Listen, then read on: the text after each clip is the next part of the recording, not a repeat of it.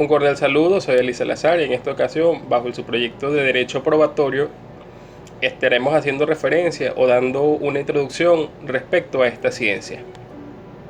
Empecemos.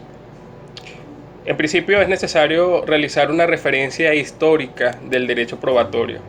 Esto lo hacemos a través de las denominadas fases de la evolución histórica de la prueba. En principio nos encontramos con una fase étnica o primitiva, en la cual evidencia la manera empírica en cómo se trataba la prueba para llegar a una conclusión respecto a si hubo o no algún hecho.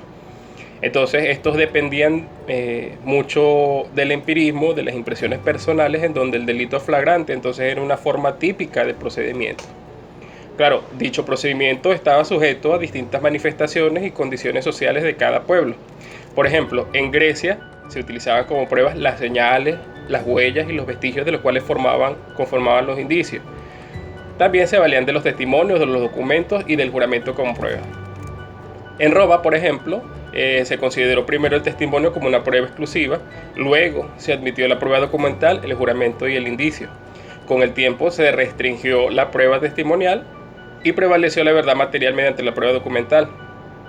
Luego con Justiniano se excluye el testimonio de las mujeres, de los impúberes, del perjuro, del delincuente y de los dementes. Y aparecieron los duelos judiciales y los juicios de Dios. Luego tenemos una fase religiosa.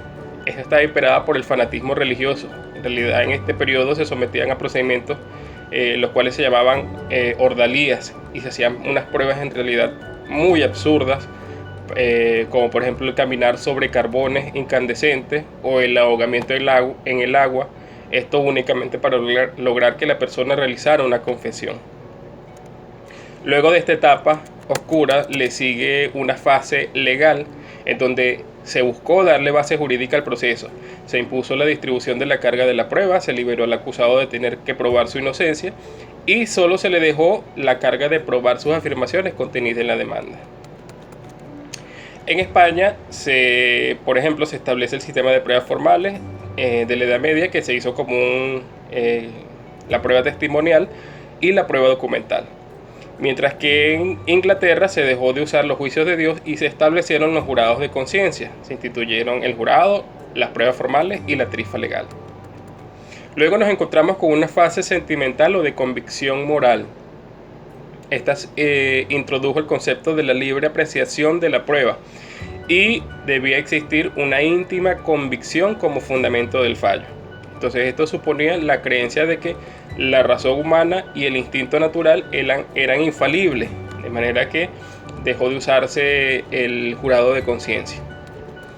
Por último llegamos a una fase científica, en donde se hace necesario que el juez pues obviamente tenga conocimientos especializados, donde aprecie la prueba libremente. En este caso no existe la tarifa legal, se aprecia la calidad de la prueba, más no la cantidad. El juez investiga de oficio, la prueba queda sujeta a las formalidades contempladas en las pruebas ab substantiam actu para la validez sustancial de ciertos actos. Luego nos encontramos con algunas acepciones de la palabra prueba. En principio, se hace referencia a la demostración de la verdad de un hecho, ya sea de su existencia o no.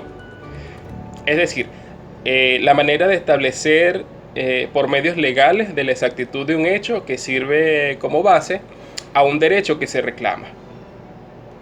También nos encontramos que se refiere a los diversos medios de prueba que se consideran considerados en sí mismos, aquellos denominados medios de convicción. Por último, la prueba se refiere al hecho mismo de su producción, a la circunstancia de hacerla valer en los tribunales. Por ello se dice que la prueba incumbe al actor o al demandado. Luego nos encontramos al derecho probatorio. En principio, podemos conceptualizar al derecho probatorio como la rama del derecho que estudia las distintas normas que regulan las pruebas procesales, tanto en su producción, fijación, características, procedimiento y evaluación. En esta entonces las pruebas judiciales sirven para verificar socialmente los hechos tanto como prueba procesal como extraprocesal. Podemos entonces definir al derecho probatorio como una ciencia que estudia las distintas normas reguladoras de las pruebas procesales, la instrucción de la causa, la instrucción de la causa comprende toda la etapa probatoria desde la promoción hasta la evacuación de las pruebas. ¿Cuáles son las características del derecho probatorio? Bueno, en principio pues es una disciplina jurídica.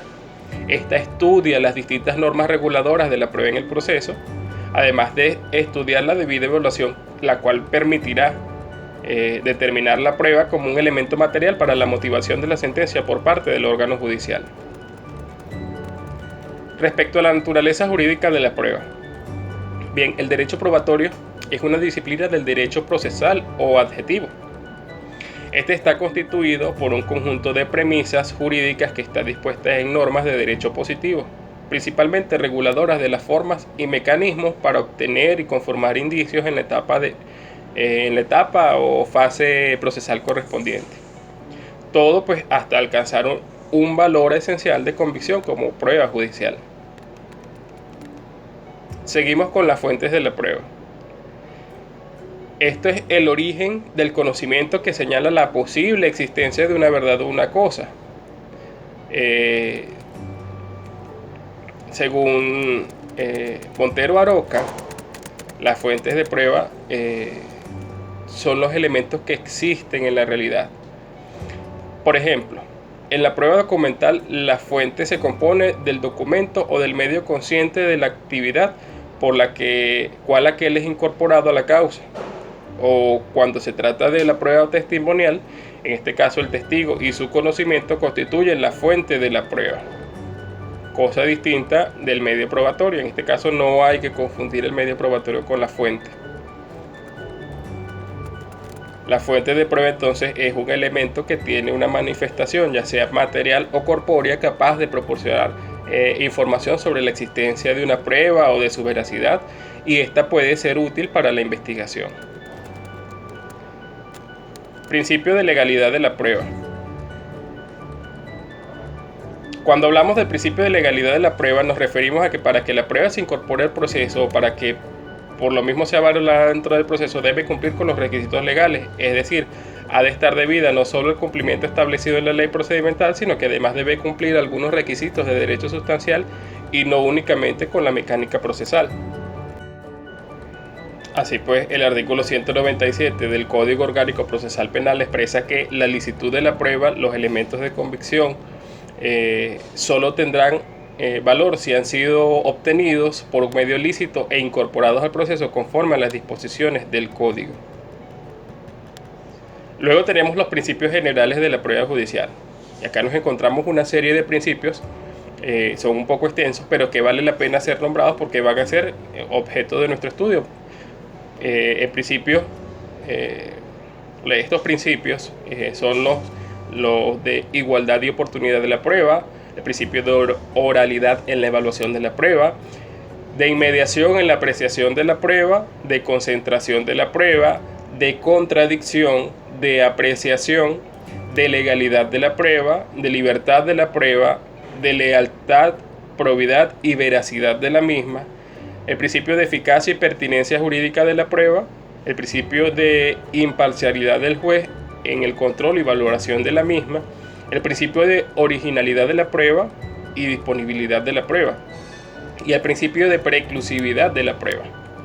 En este caso es necesario que andemos un poco en el principio de la libertad de la prueba. En este caso es aquel principio en el cual en el proceso es admisible todo tipo de prueba. Esto implica que todo hecho relacionado con el juzgamiento puede ser objeto de prueba. En el ordenamiento no se establece cuáles son los medios probatorios admisibles, sino simplemente se exige la legalidad. ¿Cuáles son los límites a esta libertad de prueba?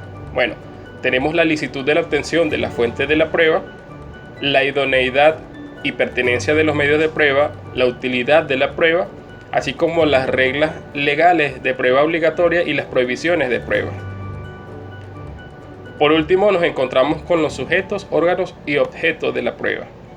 En principio, los sujetos de la prueba son aquellos a los cuales corresponde realizar de una forma determinada de la actividad probatoria.